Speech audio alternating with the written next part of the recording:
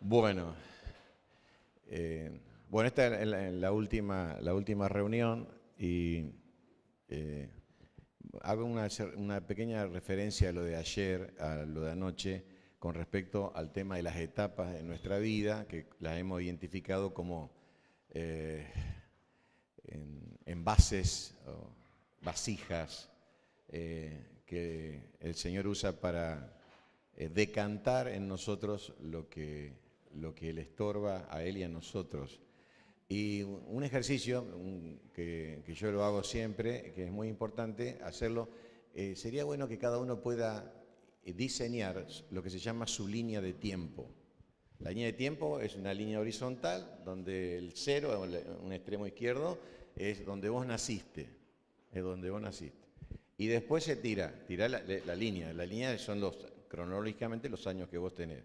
Y tenés que identificar en esa línea momentos épicos, importantes. Por ejemplo, decir, bueno, acá terminé la primaria, terminé la secundaria, me casé, me enfermé, comencé a trabajar, me gradué, se disolvió mi familia. Especialmente a veces hay cosas que hacen que se marquen etapas en la vida, los cambios que hay. Uno tiene que identificar, porque esos cambios generan en nosotros, esos cambios generan cambios.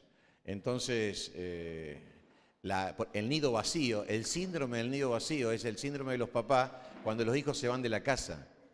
Eso es una etapa, porque decir que ahora nadie corre, nadie grita, hay mucho silencio. Para los papás es una cosa fuerte esa, porque se imagina, nosotros hace 20 años lo teníamos ahí, pero ahora las cosas han cambiado. Entonces, eso es una marca, por ejemplo, son como las vasijas, ¿no? Y uno tiene que identificar, y hasta que llega el momento del presente, que uno identifica cuál es la vasija en la cual Dios me ha puesto en este momento, que es mi entorno, mi realidad, donde el vino de mi vida debe decantarse y los sedimentos, las impurezas, las heces, tienen que bajar. Y vamos a ver que dentro de unos años nos va a poner en otra situación donde va a seguir haciendo el trabajo de depuración en nuestra vida. Si nosotros aprendemos las lecciones que tenemos que aprender en cada etapa. Porque hay gente que en vez de tener menos sedimento, tiene más sedimento. Porque no saca de su vida las cosas que tiene que sacar. Y de eso se trata el tema que vamos a hablar en esta mañana. El tema de las zorras pequeñas que provocan grandes daños. Fíjense, zorras pequeñas. La zorra pequeñita, ni mide ni 40 centímetros de altura, pero provocan grandes daños. Así que vamos a leer en el Cantar de los Cantares, capítulo número 2, vamos a leer del verso 10, el verso en el cual vamos a basar nuestra reflexión, va a ser el 15, pero vamos a leer Cantares 2:10, dice, mi amado habló y dijo, levántate, oh amiga mía, hermosa mía, y ven, porque aquí ha pasado el invierno, se ha mudado, la lluvia se fue, se han mostrado las flores en la tierra, el tiempo de la canción ha venido. En nuestro país se ha oído la voz de la tórtola, la higuera ha echado sus higos, las vides en cierne dieron olor. Levántate, oh amiga mía, hermosa mía, y ven. Paloma mía, que estás en los agujeros de la peña, en lo escondido de escarpados parajes, muéstrame tu rostro, hazme oír tu voz. Porque dulce es la voz tuya y hermoso tu aspecto. Cazadnos las zorras pequeñas que echan a perder las viñas, porque nuestras viñas están en cierne. Qué hermoso lenguaje poético, amoroso, ¿no? Que tu amado te diga todas estas cosas, es una cosa realmente muy linda, ¿no? Este es el texto. Este es el texto. Cazadnos las zorras pequeñas que echan a perder las viñas, porque nuestras viñas están en cierne. Solamente como para ubicarnos nada más, hay dos interpretaciones del Cantar de los Cantares, que es el de los mil escritos, composiciones que hizo Salomón, es el Cantar de los Cantares. O sea, es que la mejor canción, digamos, la mejor canción de todas. Y Una de las interpretaciones es que literal, ¿no? La interpretación literal es la relación de dos personas, Salomón y la Sulamita. Esa es digamos, tal vez la que más escuchamos nosotros. Pero hay una tercera interpretación del libro, que es que hay tres personajes. Salomón, un pastor que se enamora y que es la pareja de la Sulamita, y la Sulamita. Y que Salomón en uno de sus viajes conoce a esta chica y es como que le gusta, porque él justamente una de las debilidades que tenía eran las mujeres y tomar posesión de cosas egoístamente, como lo hizo, privando a las mujeres, a 1000 mujeres, de tener 1000 esposos. Y las puso en su proyecto de vida. O sea, fue un acto egoísta que después lo terminó pervirtiendo a él. Y entonces él se la lleva a la corte, al palacio, y la pone con las vírgenes. Y trata de convencerla de que sea una de sus esposas. Ellas piensan siempre en su amado. Su amado es el pastor que conocía en el campo. Y después, como no la pudo convencer Salomón, vuelve y se relaciona y se encuentra con el esposo. Sea como sea, lo que pensemos, lo que se interprete, el tema es que había un problema de relación acá, un conflicto entre el hombre y la mujer. Por eso se habla de cazarnos las zorras pequeñas, ¿no? Es decir, como que hay cosas en la relación matrimonial que están dañando la interacción y el amor de la pareja. Ese es digamos, el significado directo. A partir de allí se pueden, el libro, tomar un montón de figuras, que es figura de Israel y Jehová como su esposo, que es figura de la iglesia y Cristo, y aún del cristiano con Cristo. O sea, se hacen un montón de... pero vamos a tomar el texto esto de que hay cosas que pueden afectar una relación y que pueden dañarla. Y vamos a tomar, partiendo de esa base, entonces, cuando se habla de cazando las pequeñas zorras echan a perder las viñas, y un dato importante es que las viñas están en cierne, es decir, están en flor. Cuando hablamos de zorras, las zorras en la Biblia no tienen una buena imagen, digamos. ¿Se acuerdan que Jesús dijo, díganle a esa zorra, hablando de Herodes? O sea, siempre las zorras, ¿se acuerdan cuando Nehemías estaba construyendo los muros? Y que decían, si acá viene una zorra y pasa y lo tumba. Siempre las zorras tienen que ver con cosas dañinas, ¿no? Y la zorra tiene esa cara como dice, qué animalito lindo, qué gana de tener una zorra. No sé, porque vos decís, mira, te mira y te dice, vení a domesticame, yo voy a tu casa, no te voy a hacer nada, está todo bien, ¿no? Y una de las cosas que tienen las zorras es que son muy astutas. Me contaba un hermano de la iglesia que en la casa tenían una zorra. Y entonces, y tenían gallina. Y entonces, claro, la zorra y la gallina juntas no pueden estar. Entonces, agarraron y la ataron a la zorra y tenían las gallinas. Entonces, la zorra, cuando las quería agarrar las gallinas, no las podía. Las gallinas andaban dando vueltas. ¿Qué hizo la zorra? En vez de ponerse en el límite de la soga, se puso 2 metros atrás. Se quedó ahí, ¿viste? Las gallinas dicen, mirá, no hay problema, nos acercamos. Cuando se acercaron, la zorra se las agarró. O sea, es la astucia que tiene, la sagacidad que tiene la zorra. Pues esta es una zorra o es un zorro, ¿no? Bueno, hombre y mujer. Son escurridizas, como son chiquitas, se metían por cualquier lado, difícil de cazarlas, dañinas. Justamente lo que hacían era destruir la cosecha que todavía no estaba preparada para ser levantada. Es decir, dañinas de algo que se podía llegar a formar.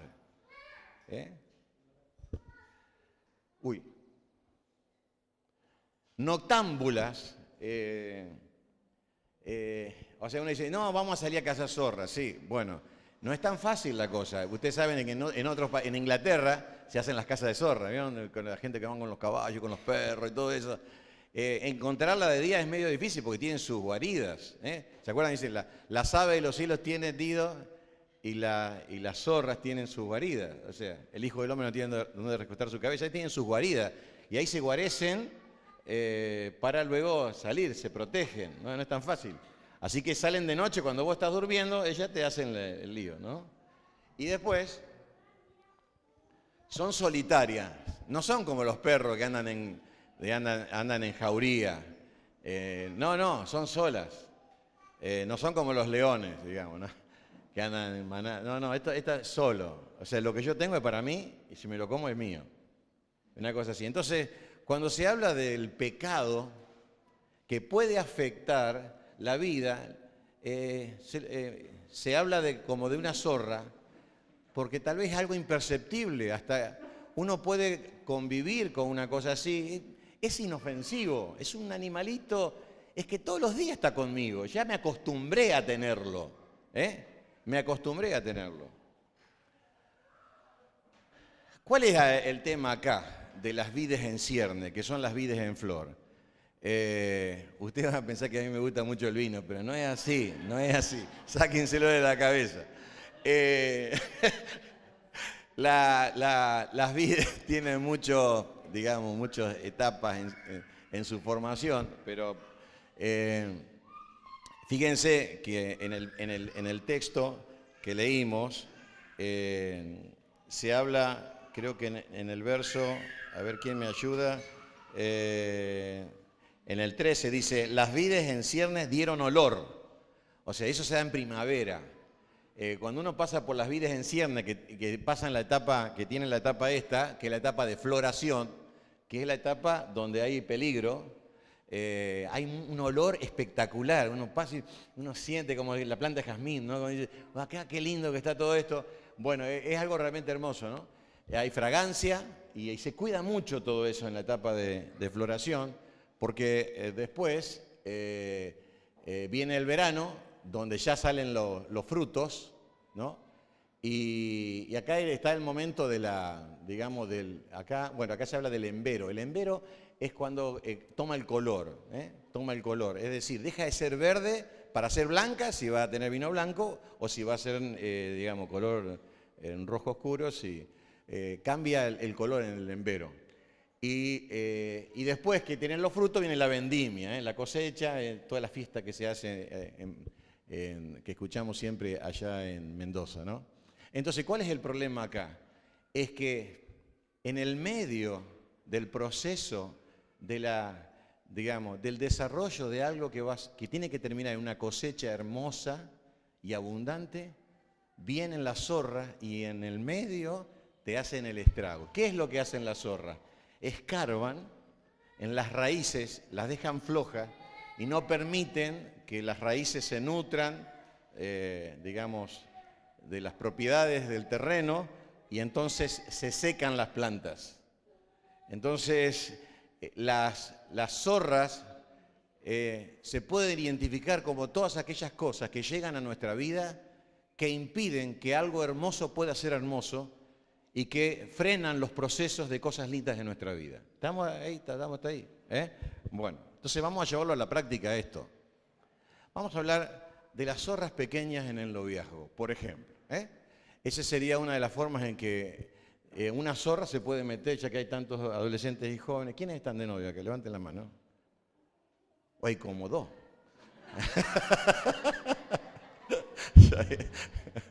Ya ahora yo preguntaría, ¿quién quiere tener novia? Ya. Sí. Oh.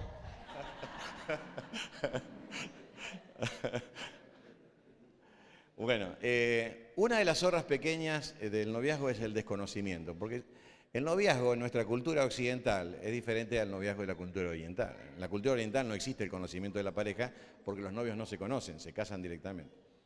Pero en nuestra cultura occidental el noviazgo tiene tres patas, ¿no? Una de las patas es el conocimiento, la otra es la planificación del futuro y la tercera es la demostración de afecto. La etapa del conocimiento es una etapa muy importante porque en esa etapa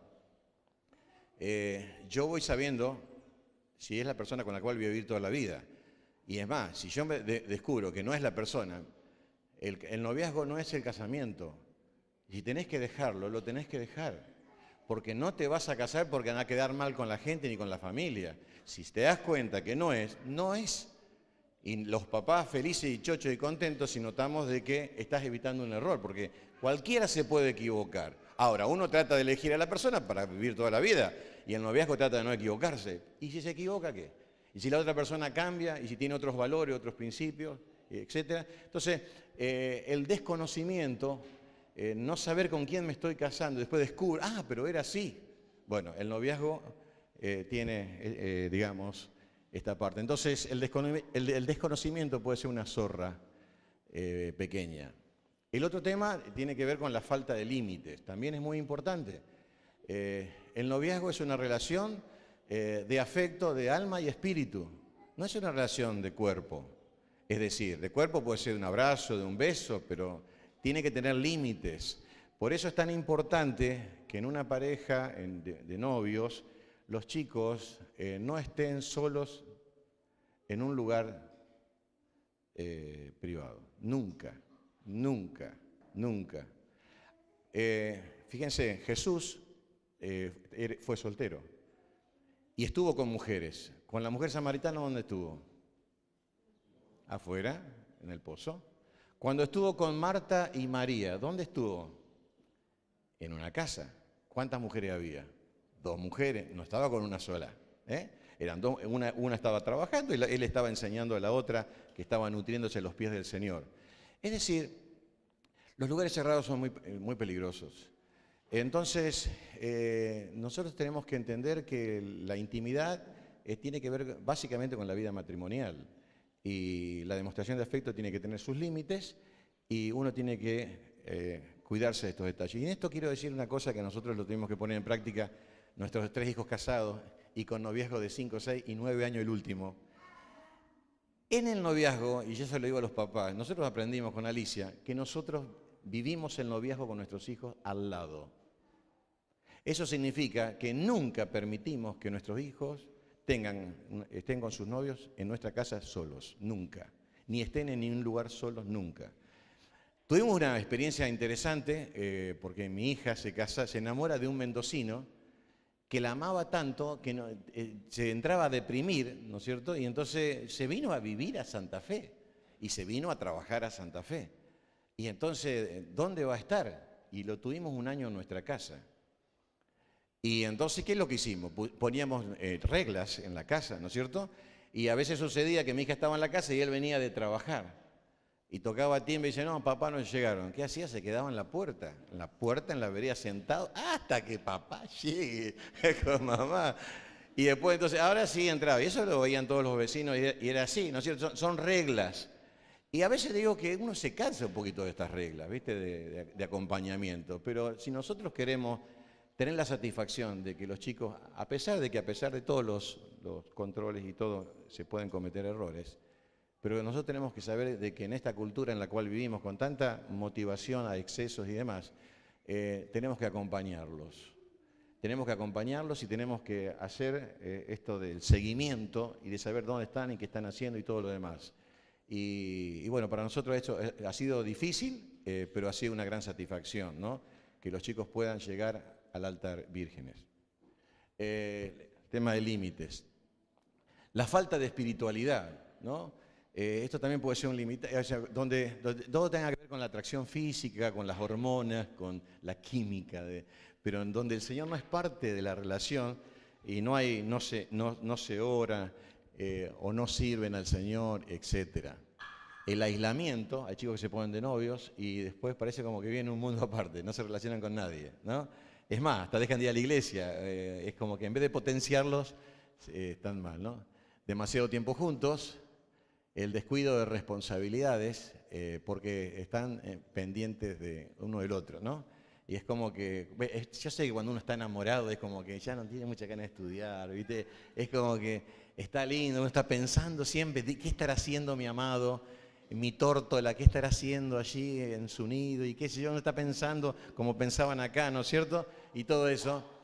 Pero si yo tendría algo que remarcar acá, es importante que tengamos en cuenta de que tenemos que conocer a la persona con la cual vamos a vivir el resto de nuestra vida. Por eso, fíjense lo que dice Eclesiastés 10.1, las moscas muertas hacen heder y dar mal olor al perfume del perfumista.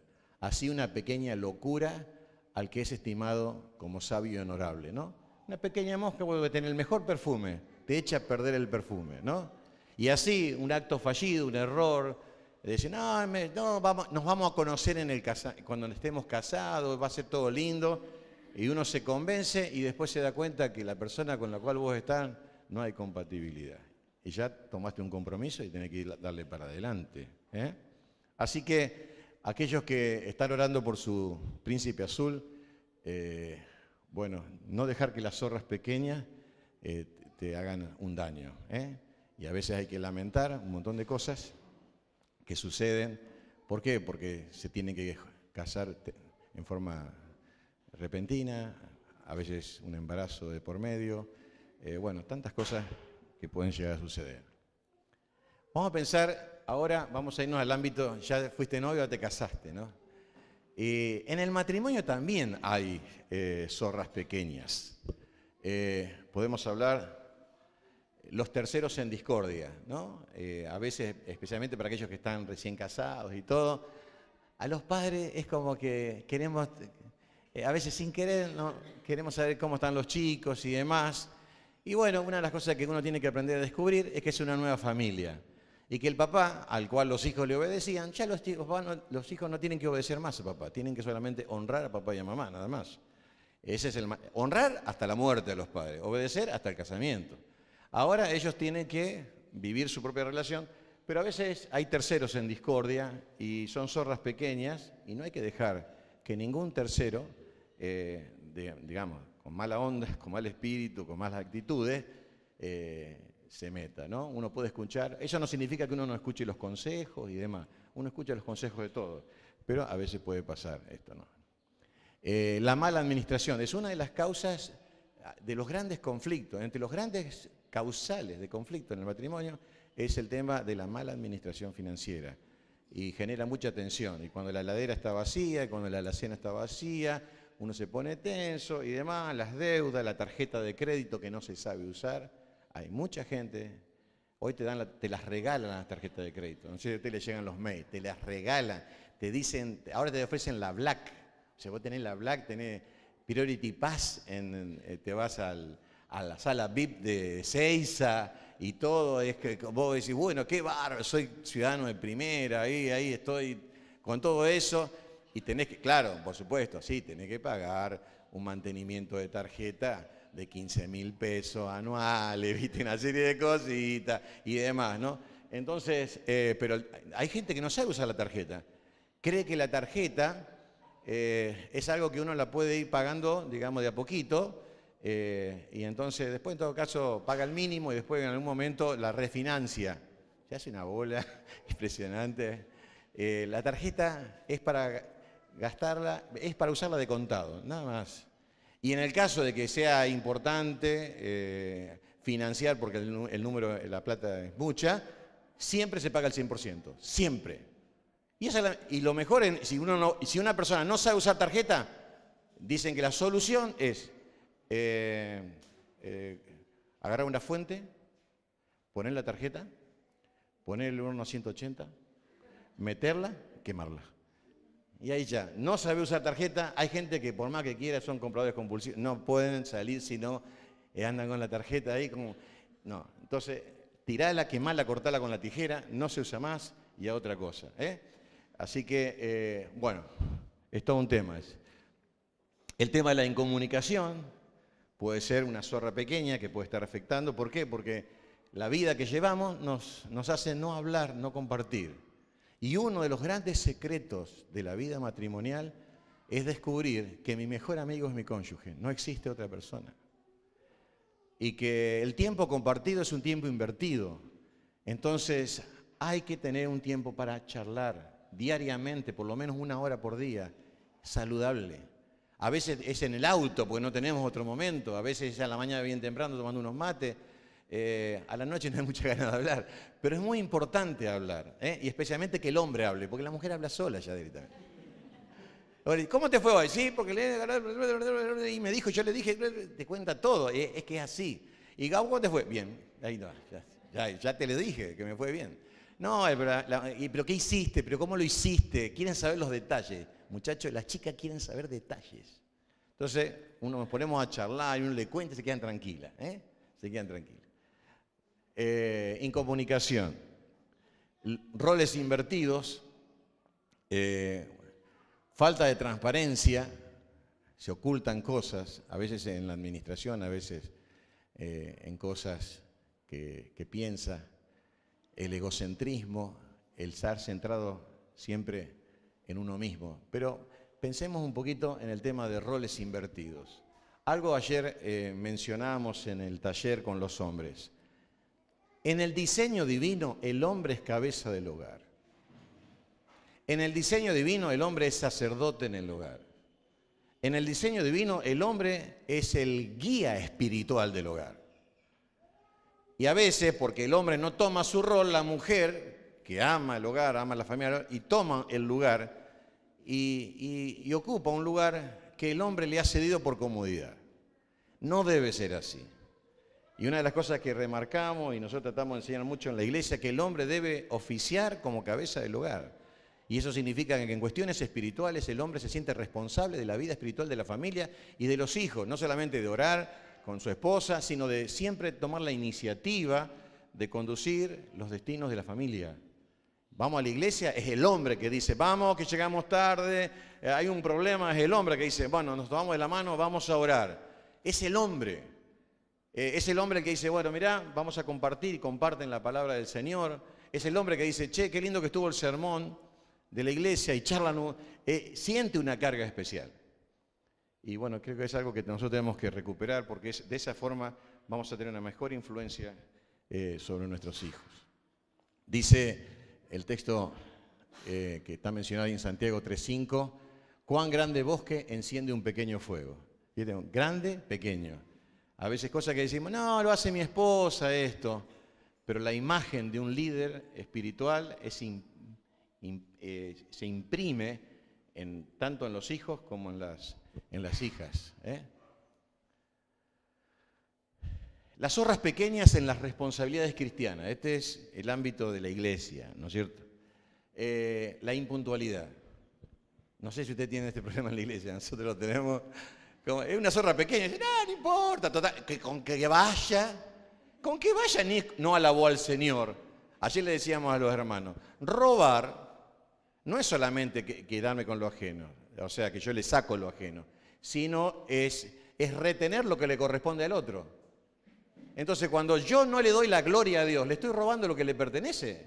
Es decir, que cuando yo llego tarde, y total, escucha, llegué para el sermón, llegué para los saludos, listo, robaste. No le diste a Dios lo que Él merece. Porque no, lo importante es el sermón. No, estamos adorando y alabando al Señor como iglesia. Entonces, dice, no, llego tarde. No. Y debe ser, para muchos, esto es un valor. Y un valor importante. Se enoja cuando uno llega tarde. No hay que llegar tarde. En todo caso, ya hay que llegar antes. Entonces hay que prepararse mucho antes, ¿no? Hay que bañar a los hijos mucho tiempo antes. Llega mucho, Traten de tener 2 baños. No es tan fácil, ¿no? Pero es importante esto, ¿no? El observador crítico en la iglesia es una zorra pequeña.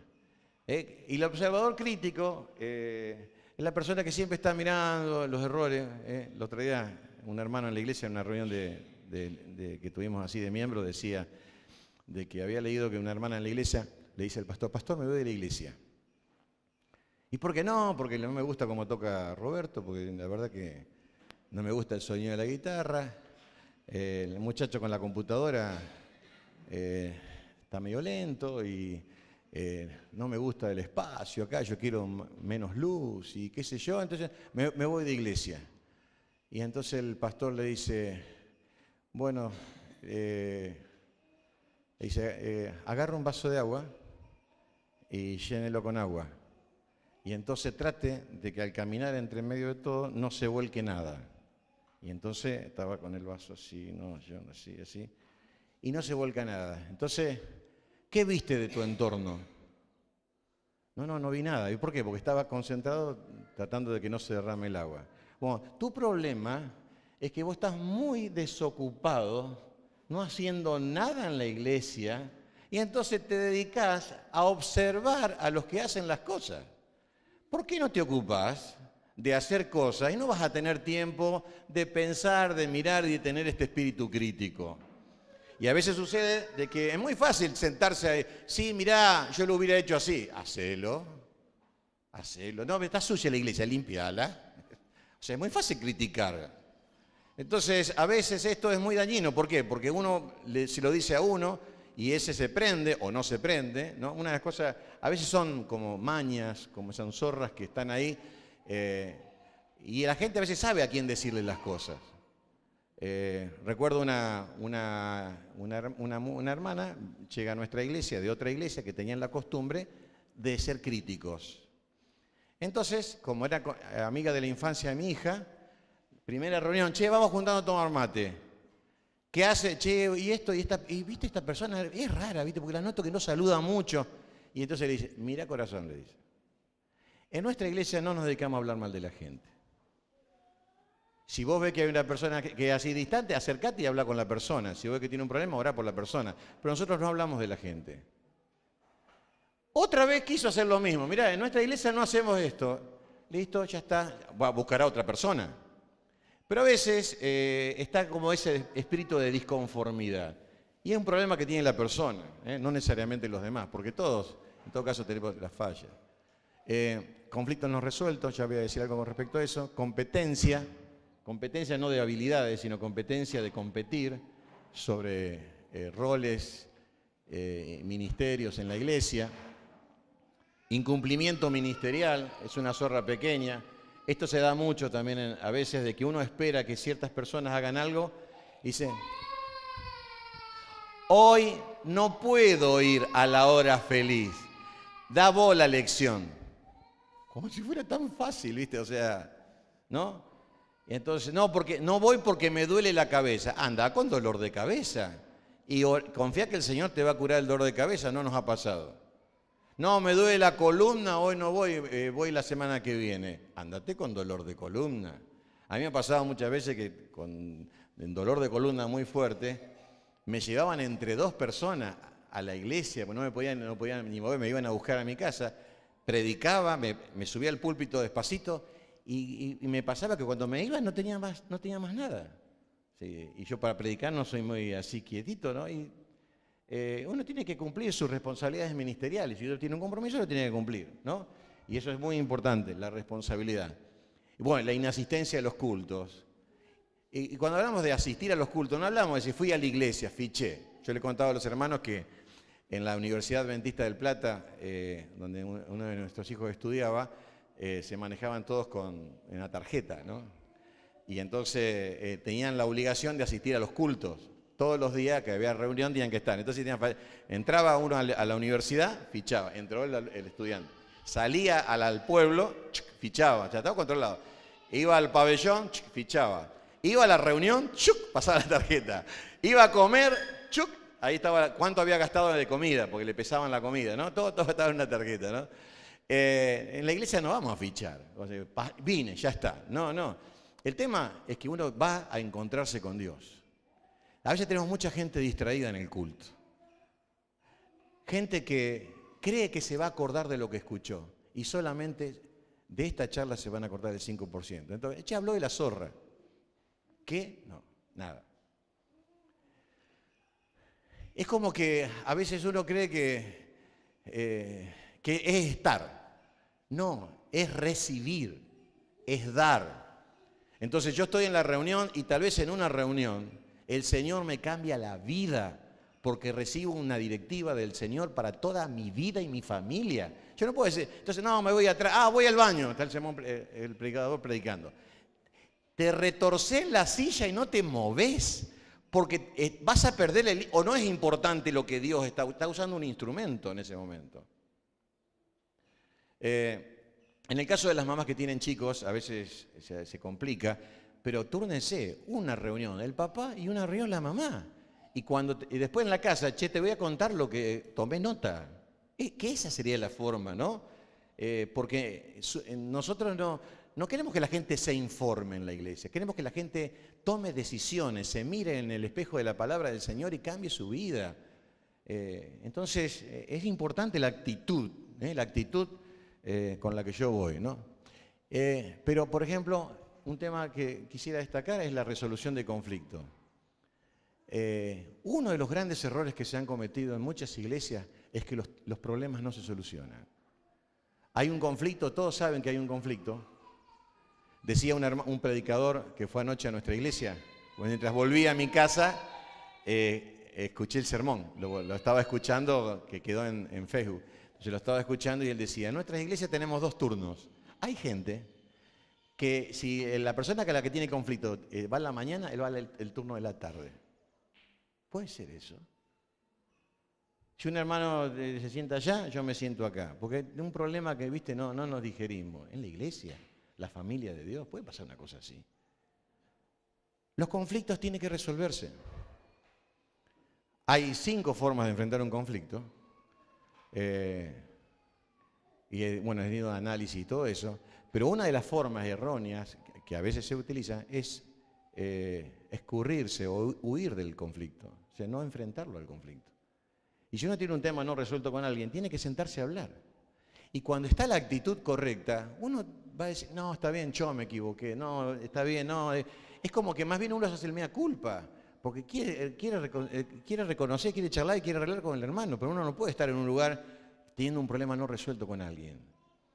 Entonces, esa es una zorra que hace mucho daño, y después cada uno tiene sus aliados, lo que piensa como uno y lo que piensa como el otro. Yo he conocido iglesias que tenían 2 ancianos, los 2 estaban medio así. Entonces tenían los que apoyaban a uno y los que apoyaban a otro. Una barbaridad eso, ¿no? Eso no puede suceder.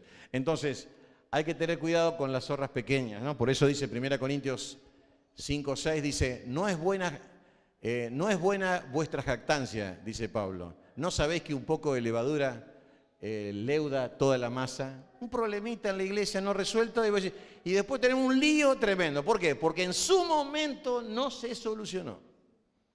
Entonces las zorras pequeñas en la iglesia hay que cazarlas. Si hay gente que se dedica a hablar mal de los pastores, habrá que llamarles la atención, ¿no? Porque esas cosas pequeñas no deben estar y hay que frenarlas de chiquitas nomás que son, En la vida personal, y de paso marcamos lo que dije recién, amargura de espíritu. Hay gente que está como, habría que darle 2 cucharadas de miel todos los días, porque está como, tiene una visión negativa de todas las cosas, es como que todo y le cuesta creer todas las cosas y siempre está mirando el lado erróneo, ¿no? El tema de los celos, las habladurías infundadas, son todas zorras. Resistencia a la autoridad, malos pensamientos, omitir la vida devocional. Decimos, no tengo tiempo. No, y después hay grandes estragos. Pero déjeme pensar un poquito en resistencia a la autoridad. Dios se maneja en la Biblia a través de la delegación de autoridad. Hay 2 tipos de autoridades, la absoluta y la delegada. La absoluta es Dios. Por eso dice la Biblia, es necesario obedecer a Dios antes que a los hombres. Si cualquier persona, aún en la iglesia, se nos enseña que tenemos que hacer algo en contra de lo que dice Dios, ¿le hacemos caso a quién? A Dios. Si a nosotros nos dicen, no evangelicen que lo metemos preso, ¿qué tenemos que hacer? Evangelizar y que nos metan preso. Porque es necesario obedecer a Dios antes que a los hombres. Esa es autoridad absoluta. Y ahí entra todo un dilema, ¿no? Porque a veces está el dilema de que el esposo no quiere que la mujer vaya a la iglesia. Y bueno, ¿a quién le hace caso? O el esposo se quiere de la iglesia y la mujer no. Y entonces, bueno, es todo un dilema para charlar, pero en cuestiones de autoridad es el sometimiento a Dios antes que a los hombres. Pero la autoridad delegada es toda persona que representa a Dios por ser autoridad. Desde el presidente de la nación, los diputados, los senadores, presidente comunal, el intendente, el gobernador, el agente de tránsito. Es una autoridad puesta por Dios, ¿no? Cualquier persona que se revela y digamos, no sigue las indicaciones, está cometiendo un pecado porque es una autoridad delegada por Dios. La profesora en el curso, la preceptora, Bueno, cualquier persona y en la iglesia, los ancianos de la iglesia y aún el líder del grupo de adolescentes, por decirlo de alguna forma, es una autoridad que representa a la máxima autoridad de la iglesia, que son los ancianos. Y cuando una persona se pone en contra de la autoridad, se pone en contra de Dios. Literalmente es así. Y eso es un pecado. Y el pecado más grave en la Biblia es la rebeldía, que hizo que Satanás saliera del cielo y que hizo que Adán y Eva salieran del huerto de Edén. Así que el sometimiento a la autoridad es algo muy importante. Y nosotros tenemos que valorar a las autoridades de la iglesia, tenemos que cuidarlas y tenemos que defenderlas, apoyarlas y tenemos que orar por ellos para que el Señor los llene de sabiduría para que tomen decisiones que beneficien al cuerpo de la iglesia local. Así que cuando un hermano diga algo en contra de los ancianos, uno dice, ¿vos estás en desacuerdo? Sí. ¿Querés que te acompañe? Vamos y charla y plantéalo. Es muy fácil hablar a espalda. Habla. Tal vez le echemos luz sobre algún tema, pero las cosas se tienen que hablar. Nunca estar haciéndolo a espalda. Entonces, en la vida personal, el texto mencionado acá es Hebreos 12:15, que dice: mirad bien, no sea que alguno, es uno, que deje alcanzar la gracia de Dios, que brotando alguna raíz de amargura os estorbe y por ella muchos. O sea, fíjense, uno puede afectar a muchos. Tremendo. Los grandes problemas en las iglesias se da porque uno es como que le pasó algo y afecta la vida de los demás, sean contaminados. Ahora, vamos al tema de cómo resolver todas estas cuestiones de... ¿Qué es lo primero que hay que hacer con las zorras pequeñas? Lo primero que tenés que hacer es identificarlas. Las zorras tienen su nombre. ¿Cuál es? O sea, esta es una zorra pequeña de mi vida. Tal vez alguna de las mencionamos ahora y vos la pudiste identificar. Tal vez son otras las zorras. Pero uno tiene que identificar cuáles son las cosas que te están afectando en este momento, que en el desarrollo de nuestra vida espiritual o en la vida espiritual de la iglesia pueden llegar a dañar la cosecha final, el fruto final, el destino final de las cosas. Pueden arruinar nuestra vida. Puede ser una influencia, un mal amigo, amigos tal vez no cristianos que me meten... Mira, les cuento un caso. Había un muchacho en nuestra iglesia, en calle La Rioja, que había venido del norte a trabajar y empezó a estudiar. Chico solito, bien del norte. Y él siempre tenía una frase. Él decía, lo más importante es lo espiritual. Él decía así, lo más importante es lo espiritual. Nosotros éramos líderes de adolescentes, estaba Gustavo Caramelino y otros hermanos. Y este muchacho estaba en las actividades de la iglesia y todo. Bueno, era algo maravilloso porque estaba solito y él sabía todos versículos de memoria y todo. Un día estábamos en un campamento en Crespo y estábamos hablando del Señor. Y entonces este muchacho dice, pero Dios no existe. Entonces yo digo, Manuel, o sea, perdón, no hay que decir los nombres. No, dice, no. Digo, ¿cómo sabemos? ¿Qué pruebas tenemos de la existencia de Dios? Pero escúchame, entonces empezamos a charlar. Resulta que en la escuela secundaria lo agarró un profesor ateo. Y entonces empezó a darle todo un montón de teorías y de razonamientos de la evolución, bla, bla, bla, y le cambió el pensamiento. Es más, o sea, el muchacho después lo llamaron los ancianos, se le plantó a los ancianos, se fue de la iglesia. Yo esto lo compartí con los hermanos hace como un mes atrás. Hablo el domingo, el lunes me estaban pidiendo de amigo en Facebook. ¿Quién era? Él. Yo no podía creer, digo, pero ¿cómo se me vino a la mente? Fíjense ustedes cómo en algún momento de debilidad hasta una persona puede ser confundida. Mire, hay misioneros que se fueron al mundo musulmán, se convirtieron en musulmanes. ¿Usted entiende eso? En un momento de vulnerabilidad, de soledad, puede pasar cualquier cosa. Entonces, uno tiene que tener mucho cuidado y hay que identificar qué es una zorra pequeña en nuestra vida. Algo que dice, no pasa nada, es bonita, yo la acaricio todos los días, no pasa nada. Pero después te empieza a escarbar un pensamiento, una pequeña perversión en la cabecita. y se hace grande, grande, grande, grande, y ya y empieza a controlar. Entonces, identificarla. ¿Cómo podemos identificar una zorra? Una de las formas de identificar una zorra, digamos, un pecado de esos pequeñitos que conviven con nosotros, es a través de la palabra. Dice el Salmo 17:4.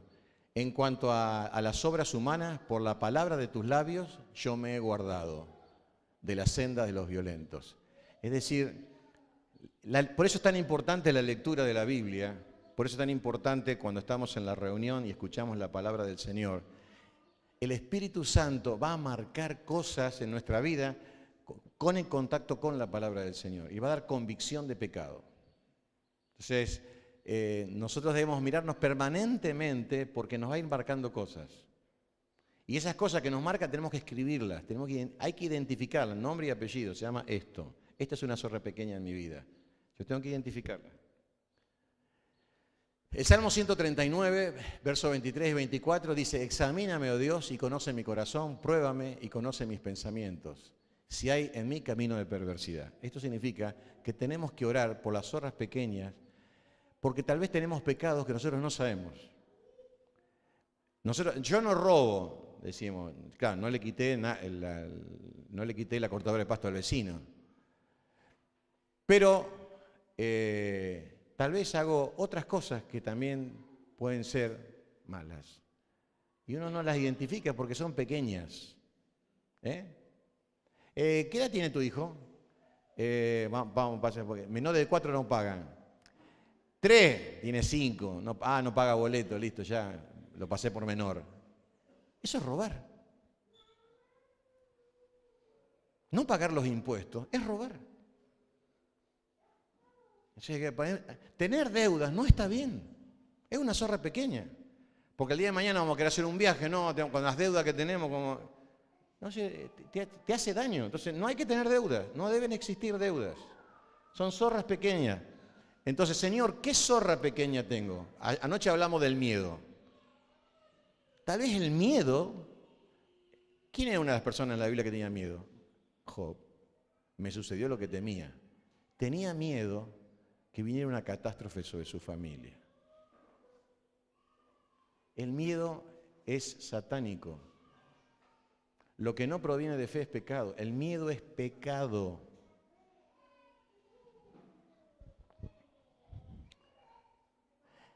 Segundo, ¿qué hay que hacerla? Una vez que uno las tiene identificadas, esta zorra, la pone nombre todas las zorritas, ¿cómo se llaman? Pueden ser varias, Por ejemplo, una de las zorras que dimos nosotros en la iglesia de los pecados respetables es la manipulación. La manipulación es un acto inconsciente. Viste que yo soy tan buena con vos, que esto, que lo otro. Dalila lo manipuló a Sansón. Le jugó por el lado de las emociones. Cuando viene Salomé, la madre de Juan y Jacobo, que se cree que eran primos con Jesús, y ella era una tía, hermana de María, bueno, y le dice: Señor, ¿no podrías tengo un pedido, tener a mi hijo en tu reino, uno derecha y tu izquierda? ¿Qué está ahí? La mujer que servía a Jesús con las otras mujeres, posiblemente pariente. Gente que ella ponía de sus bienes para sostener el ministerio del Mesías. Y viene y pide por los hijos. ¿No es una especie de manipulación eso? Yo que soy miembro de tantos años en la iglesia, mirá, la verdad que la batería esta no me gusta, me hace mal el oído. Yo que he puesto tanta plata en la iglesia, que es como que, quiere controlarla. No sé, estoy diciendo casos hipotéticos, pero es como que a veces uno manipula, usa recursos, y eso es un pecado. Porque yo no estoy dejando que las cosas sean como tienen que ser, ¿no? La madre que quiere elegir los novios, los hijos, porque ve que este chico tiene plata. Conmigo la mamá Alicia perdió como en la guerra. Gracias a que yo nunca elegí a ella pensando que ella era millonaria. Si bien tenía una herencia del conde Espero en Sicilia, jefe de la mafia, yo no lo sabía, que no la reclamó y entonces la quedó para el Estado. Bueno, pero yo la elegí a ella. Ella me eligió a mí, no digamos nada. Pero yo sé en muchos casos que decían, no, no lo deje porque el futuro, porque era un profesional, porque tenía plata, herencia y todo lo demás. Y después ves que no son lo que podrían haber sido en la vida. ¿Qué hizo? La madre manipuló y eligió las cosas, hasta las carreras de los hijos. Eso es un pecado, porque no estoy dejando el obrar soberano de Dios. Yo no puedo elegir los destinos.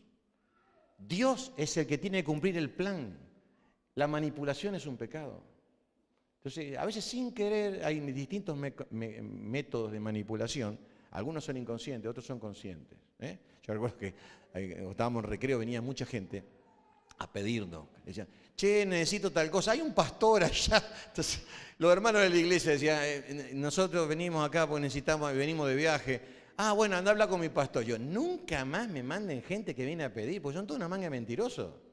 Entonces venían, no, pastor, usted sabe, vengo de viaje, no, me quedé sin dinero. ¿De dónde? No, yo soy de la iglesia de Onda de Amor y Paz del pastor Héctor Jiménez. Ajá, y entonces no tengo para comer, no tengo. Ah, bueno, pues llámelo al pastor, que el pastor le haga un giro, le haga una transferencia. No, lo que pasa es que él está en Miami, ¿no? Pero llame a la iglesia que. O sea, me venían con una cosa, como que una mentira de aquella. Después otro venía de Mendoza. No, pastor, la verdad que ya en Mendoza, gente en la iglesia, buenísimo. Pastores, buenísimo. Me han ayudado tanto. Digo, ¿por dónde viene el mangazo acá? Y te hablan bien de otros, ¿viste? Entonces dicen, no, lo que pasa es que se me fundió el auto, tengo que arreglarlo. O sea, yo le tengo que arreglar el auto para que se vuelva a Mendoza. ¿Me entendés? Y entonces me hace todo un verso y tengo un hambre tremenda, pero bueno, no sé si usted puede hacer algo. Entonces, si vos no le das, son una porquería, porque los mejores pastores son los de Mendoza. ¿Te das cuenta? Entonces, vos decís, no, mire, nosotros plata nunca damos a nadie. Cuando tiene que ir de viaje, le sacamos el pasaje y se lo damos en la mano. Nunca le damos un peso. Y entonces Alicia trae comida, lo sentamos en un lugar donde no manotee nada, porque sabemos que pueden ser ladrones, le damos de comer, bueno, que Dios le bendiga, chao, y se va. Pero hay gente que son expertos de manipulación, ¿no? Entonces, bueno,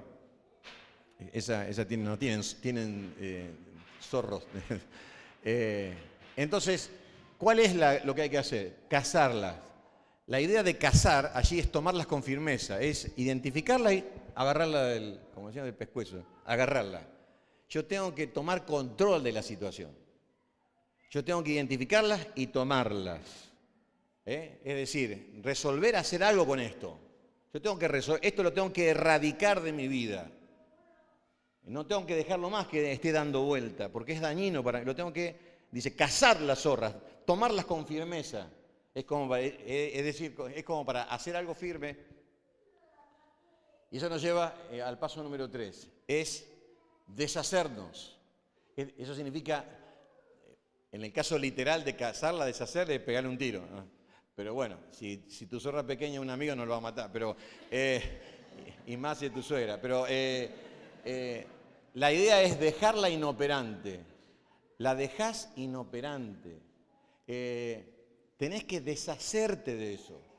Y deberá ser un motivo de oración. Y tendrás que tener un plan para erradicar a esa zorra. Esa la tenés que encerrar, la tenés que ejecutar. Eso tiene que salir de nuestra vida. A veces puede ser el tema de la compra compulsiva, puede ser una zorra pequeña. Y dice, no, y compré esto porque algún día lo voy a usar. Yo me acuerdo cuando nosotros nos casamos con Alicia, estábamos por casarnos, estábamos edificando la casa antes de casarnos, y yo me voy a Electrobole. Qué lindo sería tener un, ¿cómo se dice?, portero eléctrico con 2 tubos. No tenía ni el techo, ni las ventanas, no. ¿Qué la estupidez? Entonces, mirá lo que compré. No sé, hasta ni lo pude instalar cuando tuvimos la casa, y con 2 tubos, con memoria. La estupidez que uno puede llegar a hacer, porque es algo que después se rompió y nunca más lo usamos. ¿Te das cuenta?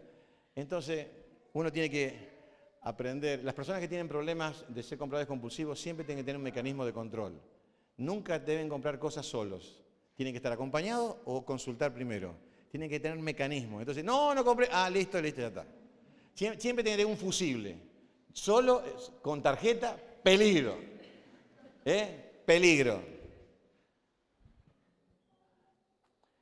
En cuarto lugar, hay que reemplazarlas. Es decir, Si la persona tiene justamente un amigo que lo induce al mal y es una zorra pequeña, debe cambiar de amigos. Comenzar a relacionarse con hermanos que sean una influencia espiritual para sus vidas. O sea, tiene que cambiar eso. Si decir, bueno, está mucho tiempo delante de la compu, en Facebook. ¿Cuánto tiempo estás en Facebook? Pensá. 2 horas. ¿Cuánto tiempo estás leyendo la Biblia? 5 minutos. Entonces, no, hay una desproporción. Esa es una zorra. Te está quitando tiempo. Si vos multiplicas 2 horas, 2 horas por día, por los 12 meses del año, ¿cuántas horas son? Yo voy a decir, tantas horas, son días. ¿Días para qué? Para nada. Entonces, no digo que no lo hagas, pero habrá que tener una proporción. Tal vez haya que estudiar más, que mirar eso, haya que descansar más, que hacer eso. Yo me acuerdo que estaba en Puerto Rico en un campamento de jóvenes y entonces, ¿quién juega a la Play? Oh, ahí está. Y le pregunto, ¿cuántas horas jugás? Y dice, está uno chiquito que está. 8 horas por día. ¿Y cuándo jugás? De noche. 8 horas. Y de noche, y matándose de risa. Es un problema, ¿eh? Es un problema. Entonces, lo que hay que hacer...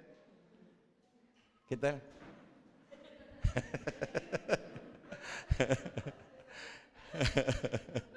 Hay que cazar la zorra.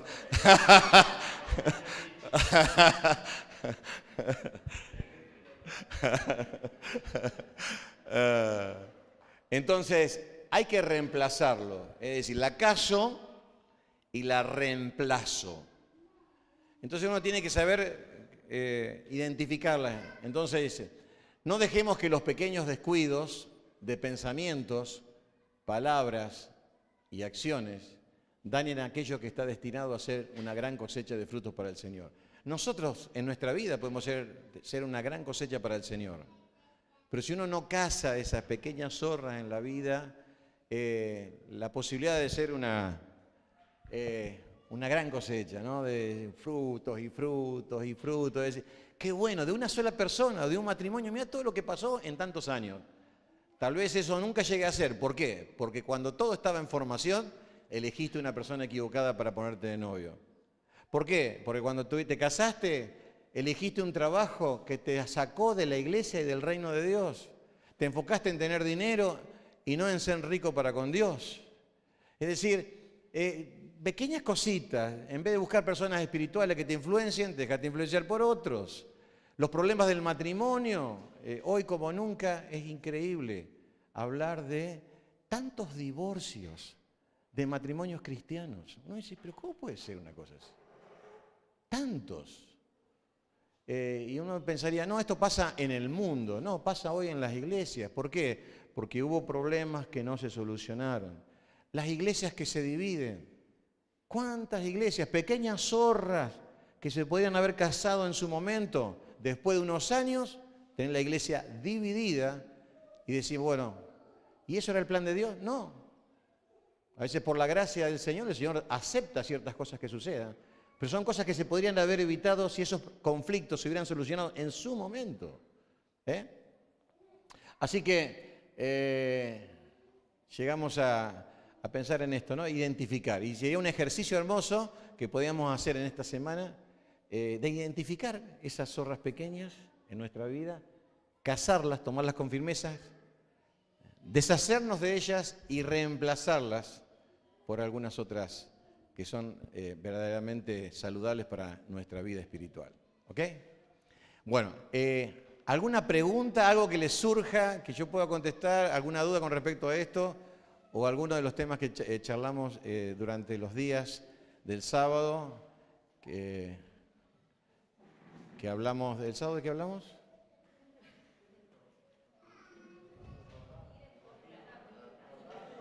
Ah, exacto.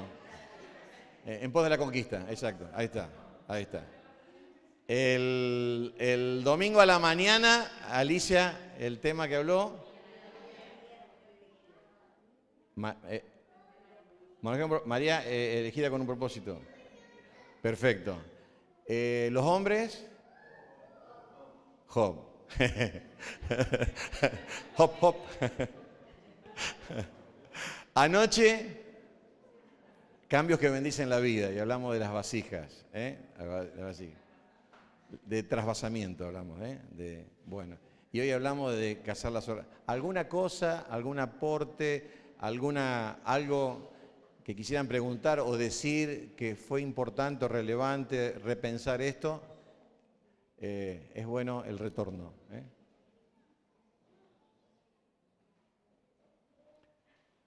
¿Alguien identificó anoche en qué vasija está?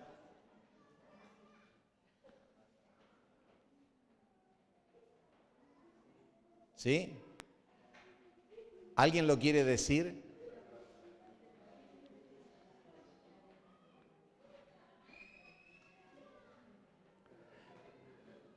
Ustedes están muy acostumbrados a escuchar. Y eso sucede, ¿no? A ver, o sea, es bueno la interacción, ¿no? Y eso ayuda mucho a los grupos pequeños de interactuar, ¿no? Yo sé que las hermanas practican mucho y, digamos, de hablar dinámicamente. No, hablando de la reunión de ayer, me contó Alicia que charlaron bastante y demás. Hay que animarse a hablar, porque cuando la Escritura dice que debemos enseñarnos unos a otros, no es solamente de los pastores hacia el rebaño, es entre todos. Y a veces nosotros, los que enseñamos, aprendemos de cosas que Dios le muestra a los miembros de la iglesia, y es algo realmente muy lindo eso. ¿Alguien quiere decir algo? ¿Alguien quiere? ¿Está? Sí.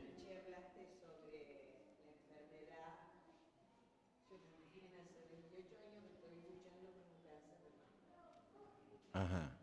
Y es verdad eso de que te desprendes de lo material, o sea, no te interesa lo material para acumular. Exacto. Era una persona que vivía pensando en la casa para tener mi casa para mis hijas. Mis hijas no tuvieran que andar de acá para allá. Entonces, yo me dediqué mucho a tener esa casa. Y bueno, en un momento dado, después de mi enfermedad, se las di. Cosa de que ya, no me costó ¿Viste? desprenderme. Hoy no tengo nada, pero no me costó. Sí. Porque más importante para vos es vivir, digamos. Claro. Sí. Mira vos. Entonces yo decía, es verdad eso el Señor, bueno, me quitó un montón de cosas, pero sobre todo me costó, me sacó eso de prenderme a lo material. Lo mismo que yo, a la muerte le digo yo, a la muerte no le tengo miedo, al contrario, como decía Pablo. Exacto. Para mí el vivir es Cristo y el morir es ganancia. Claro. Así que yo. Sí. Qué lindo, hermana, qué lindo, está bueno. Y 28 años es mucho tiempo, ¿eh? Es mucho tiempo. Hay que vivir esa experiencia y cuántas cosas seguramente usted ha aprendido y pueden servir para muchas personas que no están enfermas hoy, pero que sabemos que se pueden enfermar en la iglesia y que están atravesando momentos así, y gente que no conoce al Señor, que también necesitan, a partir de esa experiencia tan dolorosa de la enfermedad, encontrarse con el Señor, porque los hace más vulnerables, ¿verdad? Uno se abre más, ¿no? Al Señor y todo. Bueno, qué bueno. ¿Quién más quiere compartir algo? Dale.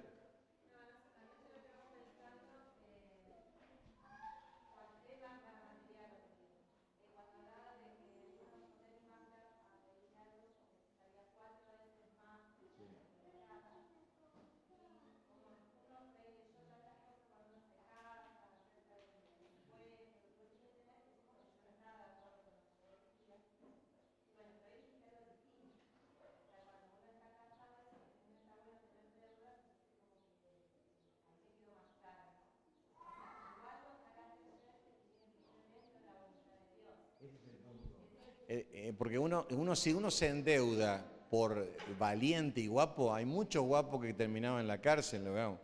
o tuvieron que después perder todos sus bienes. Pero si Dios te dice cruzar el río, cruzalo. Por eso tiene que ver con nuestra relación con Dios. Cuando Dios te dice que vos camines y avances en fe.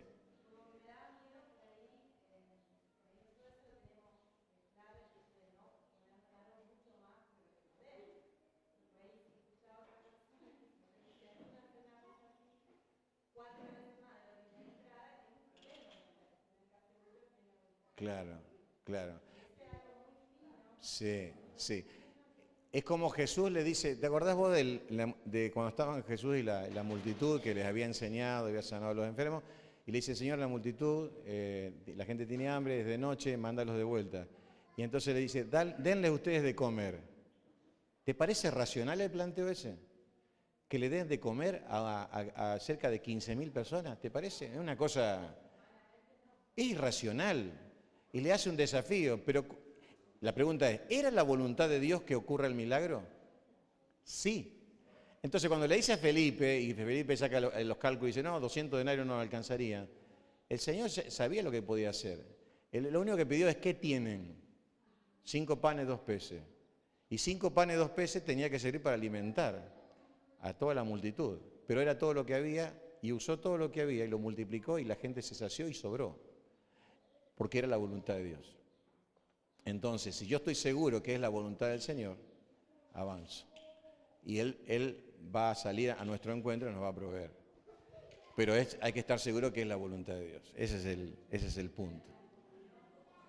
Sí, exactamente. Uno tiene que, no son deseos, es convicción. Y cuando uno tiene paz, es la convicción del matrimonio, en el caso de la familia. No puede decir, yo tengo fe y vos no, o sea, es una decisión que tomamos en familia. ¿Por qué? Porque para pagar esas cosas vamos a tener que sacrificarnos y prescindir de algunas otras. Y todos tenemos que sufrir el costo, pagar el costo de eso, ¿no? Y entonces uno le da para adelante. Pero lo mejor es vivir de contado y al día. Pero si tenés que vivir una experiencia de ese tipo, y es la voluntad del Señor, hoy en nuestro país, ¿quién tiene 5 o 10 millones para comprar algo? ¿No es cierto? No, es medio, si no lo sacás de esa forma, se hace, pero tenés que tener esa confirmación. Bueno, ¿alguna cosa más? Sí.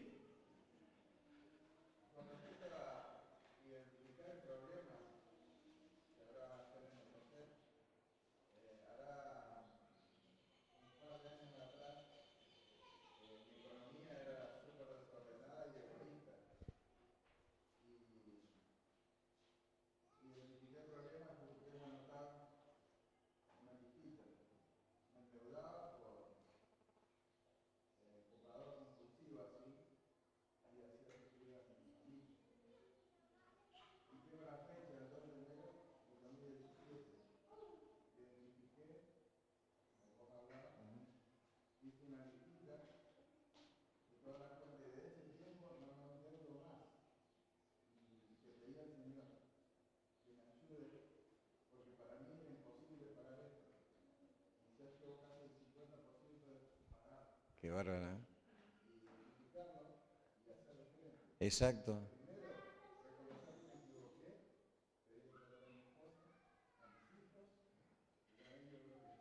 Qué bueno. Es así, hermano. Es así. Y en el menos tiempo del pensado lo vas a terminar pagando totalmente.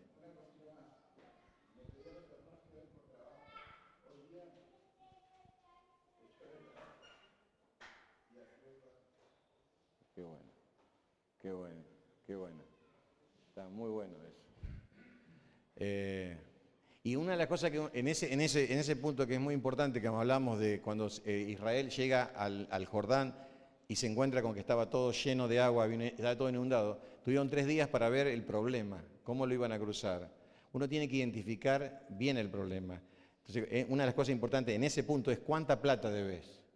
Uno tiene que saber exactamente todas las deudas, sumar todo. Y cuando vos sumás te vas a dar cuenta que a veces es mucho dinero. Y vos decís, ¿cómo? Bueno, es un tema de oración y hay 3 formas de hacerle frente a una deuda. Una de las formas es trabajar más para tener mayor ingreso, para ir achicando la deuda. La otra sería gastar menos. uno tiene que reducir gastos de cosas que no necesita.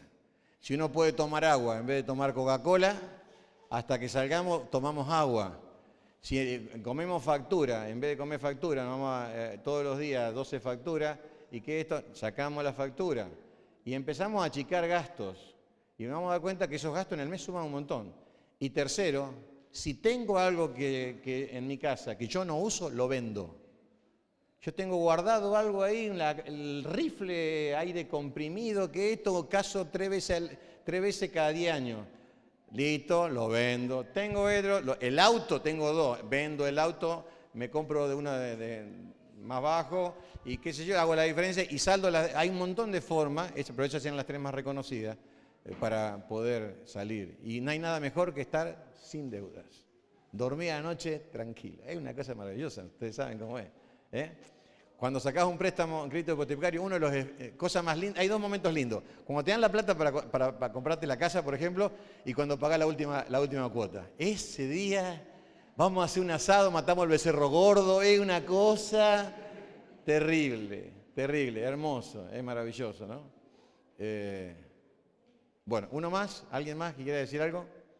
Es bueno escuchar esos testimonios, hermano, es bueno, nos hace bien. Es la forma en que vemos a Dios obrar en nuestras vidas. ¿Alguien más?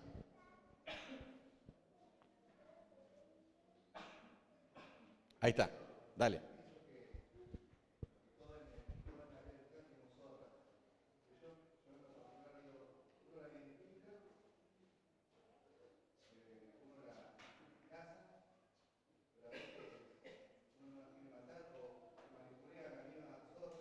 Sí.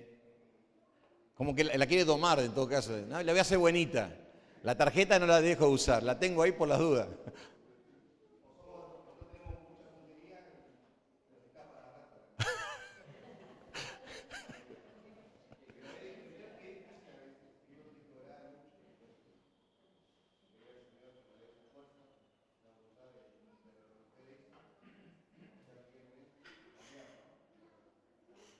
Si es zorra, es mala. Hay que ser radical. Si tu mano te da ocasión de caer, córtalas. Acá tenemos un médico. Si tenés gangrena, se te está pudriendo todos los dedos, no, se va a curar solo. Te va a subir, ¿no? Entonces, lo que puede pasar es que uno se autoengañe. Como dice Santiago, que dice, aquel que dice, sed hacedores de la palabra y no oidores. ¿Qué dice? Engañándoos a vosotros mismos. Una zorra pequeña es creer que yendo a la iglesia y escuchando la palabra del Señor está todo bien con Dios. Sí.